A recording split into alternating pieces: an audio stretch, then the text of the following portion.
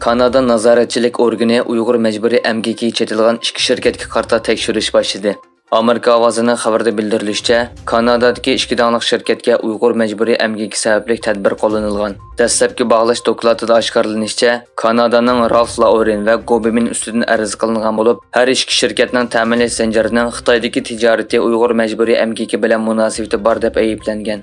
Markaziy Ottavaga joylashgan Uyg'ur kishilik huquqini tashabbus qilish torining ijroiya mudiri Mehmet To'xta apandining aytishicha, 2022-yil 6-oyda 28 ijtimoiy tashkilot birlashmasi Kanadadagi 13 shirkatning Uyg'ur majburiy emgakiga chetilganligini o'ttirib qo'ygan. Ularning aytishicha, bu shirkatlarning Sharq Turkistondagi ta'minlash zanjiri Uyg'ur majburiy emgak kuchi orqali ishlab chiqarilgan mahsulotlardan foydalangan. Muhojiratdagi Uyg'urlar to'plashib o'ltiraqlashgan davlatlarning biri bo'lgan Turkiyada 45 mingdan ortiq Uyg'ur yashamoqda. Holbuki ularning ko'pinchisi vatandagi oilasi bilan aloqa qilolmaydi. Shundoqla nurg'unlari Xitoy soqchilari yoki josuslarning parakendachiligiga va tahdidiga uchragan. Yangi dokladlar Uyg'urlar uchun bexatar bir davlat bo'lib kelgan Turkiyada yaqindan buyon Xitoy josuslarining faoliyatlarining kuchayib qolganligini ko'rsatmoqda. İspaniyaga joylashgan kishilik huquq qo'g'duvchilarni mudofaa qilish tashkiloti tomonidan o'tgan hafta Turkiyada Xitoylarning Uyg'urlarga olib berayotgan davlat xalqini bostirishining nishoniga aylangan Uyg'urlar sarlavhalik doklati e'lon qilingan. Mazkur dokladda Xitoy hukumatining Xitoydagi yerlik xizmat guruhlari, chet eldagi diplomatik xodimlari va Turkiyadagi uchur to'plovchilar qatnashgan davlat xalqi turlarining qanday qilib chet eldagi Uyg'urlarni nazorat qilish va kontrol qilishga qo'llanganligi, Xitoyning Turkiyada yashaydigan Uyg'urlarni bir-biriga jasuslik qilishga qanday besim qilayotganligi ko'rsatilgan. Qirg'iziston bilan Sharq Turkiston o'rtasida elektronlik savdo kelishimi imzolangan.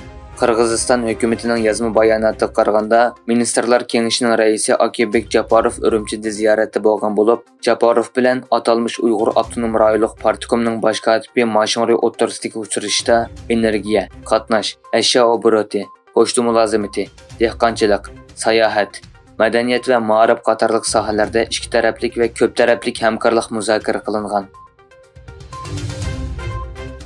Belorussiya prezidenti Aleksandr Lukashenko dunyoning hozirgi va kelgusi tartibi haqida Xitoy bilan o'xshash fikrda ekanligini aytdi. Belorussiya xabar agentligi Beltaning xabariga qaraganda, Lukashenko Minskni ziyorat qilayotgan Xitoy davlat mudofaa ministri Li Shanfu bilan ko'rishgan.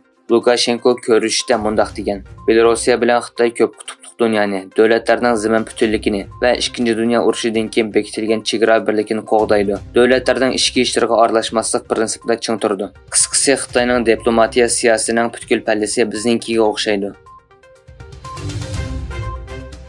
Xitoy iqtisodiyotdagi turg'unlik, taratqular va analizchilarning diqqatini tortayotgan bir paytda Xitoy doiralari Amerikadan po'lat o'mir va alyumin mahsulotlariga qo'ygan tamojna bejini darhol bekor qilishni talab qildi. Xitoy savdo ministrligi Amerikaning Xitoydan import qilingan po'lat va alyumindan elinadigan tamojna bejini darhol bekor qilishni talab qildi.